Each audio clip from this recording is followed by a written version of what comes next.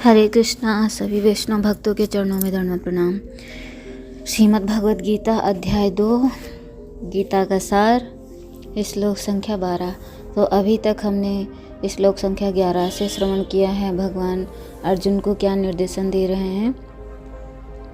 इष्टान भोगान ही वा देवा दासन्त यज्ञ भावितः ते दातान अप्राय एभ्याय भुक्तंगिस्तेन एव सह। इष्टान भोगान ही वा देवा दास्यन्ते यज्ञ भावितः ते दत्तान अप्राय एभ्याय भुक्तंगिस्तेन एव सह। इष्टान भोगान ही वा देवा दास्यन्ते। जीवन की विभिन्न आवश्यकताओं की पूर्ति करने वाले विभिन्न देवता यज्ञ संपन्न होने पर प्रसन्न होकर तुम्हारी सारी आवश्यकताओं की पूर्ति करेंगे, किंतु जो इन उपहारों को देवताओं को अर्पित किए बिना भोगता है वह निश्चित रूप से चोर है। तात्पर्य शिला प्रभुपाद के द्वारा शिला प्रभुपाद की जय। देवतागण भगवान विष्णु द्वारा भोग सामग्री प्रदान करने के लिए अधिकृत किए गए हैं, अतः नियत यज्ञों द्वारा उन्हें अवश्य संतुष्ट रहना चाहिए।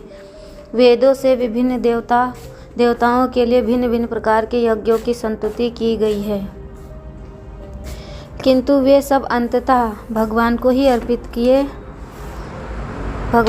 किए जाते हैं। किंतु यह जो नहीं समझ सकता कि भगवान क्या है, उसके लिए देव यज्ञ का विधान है। अनुष्ठान कर्ता के भौतिक गुणों के अनुसार वेदों में विभिन्न प्रकार के यज्ञों का विधान है। विभिन्न देवताओं की पूजा भी उसी आधार पर अर्थात गुणों के अनुसार की जाती है। उदाहरण, मांसाहारियों को देवी काली की पूजा करने के लिए कहा जाता है, जो भौतिक प्रकृति को घोर रूपा हैं, और देवी के समक्ष पशु बलि का आदेश है। किंतु जो सतोगुणी हैं उनके लिए विष्णु की दिव्य पूजा बताई गई है। अंततः समस्त यज्ञों का ध्येय उत्तरोत्तर दिव्य पद प्राप्त करना है। सामान्य व्यक्तियों के लिए कम से कम 5 यज्ञ आवश्यक हैं, जिन्हें पंच महायज्ञ कहते हैं। किंतु मनुष्य को यह जानना चाहिए कि जीवन की सारी आवश्यकताएं भगवान के देवता प्रतिनिधियों द्वारा ही पूरी की जाती है। कोई कुछ बना नहीं सकता। उदाहरण, मानव समाज के भोज्य पदार्थों को लें।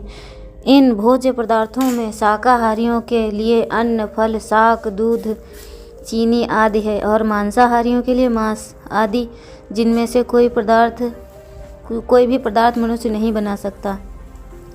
एक और उदाहरण है, यथा उष्मा, प्रकाश, जल, वायु आदि जो जीवन के लिए आवश्यक हैं, इनमें से किसी को बनाया नहीं जा सकता। परमेश्वर के बिना ना तो प्रचुर प्रकाश मिल सकता है, ना चांदनी, वर्षा या प्रातःकालीन समीर ही जिनके बिना मनुष्य जीवित नहीं रह सकता। स्पष्ट है कि हमारा जीवन भगवान द्वारा प्रदत्त वस्तुओं पर आश्रित है। यहाँ तक कि हमें अपने उत्पाद उद्यमों के लिए अनेक कच्चे मालों की आवश्यकता होती है, यथा धातु, गंधक, पारद, मैग्नीज तथा अन्य अनेक वस्तुएं, जिनकी पूर्ति भगवान के प्रतिनिधि इस उद्देश्य से करते हैं कि हम इनका समुचित उपयोग करके आत्म साक्षात्कार के लिए अपने आप को स्वस्थ एवं पुष्ट बनाएं, जिससे जीवन का चरम लक्ष्य अर्थात भौतिक जीवन संघर्ष से मुक्ति प्राप्त हो सके। यज्ञ संपन्न करने से मानव जीवन का चरम लक्ष्य प्राप्त हो जाता है। यदि हम जीवन के उद्देश्य को भूलकर भगवान के प्रतिनिधियों से अपनी इंद्रिय तृप्ति के लिए वस्तुएं लेते रहेंगे और इस संसार में अधिक फंसते जाएंगे, जो कि सृष्टि का उद्देश्य नहीं है, तो निश्चय ही हम चोर हैं, और इस तरह हम प्रकृति के नियमों द्वारा दंडित होंगे। चोरों का समाज कभी सुखी नहीं रह सकता, क्योंकि उनका कोई जीवन लक्ष्य नहीं होता। भौतिकतावादी चोरों का कोई भी जीवन लक्ष्य नहीं होता। उन्हें तो केवल इंद्रिय तृप्ति की चिंता रहती है। वे वे नहीं जानते कि यज्ञ किस तरह किए जाते हैं, किंतु चैतन्य महाप्रभु ने यह यज्ञ संपन्न करने की सरलतम विधि का प्रवर्तन किया है। यह है कि संकीर्तन यज्ञ जो संसार के किसी भी व्यक्ति द्वारा जो कृष्ण भावनामृत के सिद्धांतों को अंगीकार करता है संपन्न किया जाता है। मात्र संसार में दो ही वस्तुएं हैं, शरीरी सत और शरीर असत। ये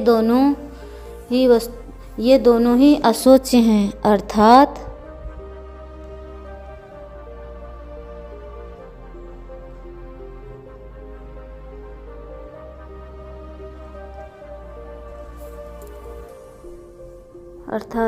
हरे कृष्णा कृष्णा कृष्णा हरे हरे, हरे राम राम राम हरे हरे। जगत गुरु श्रील प्रभुपाद की जय।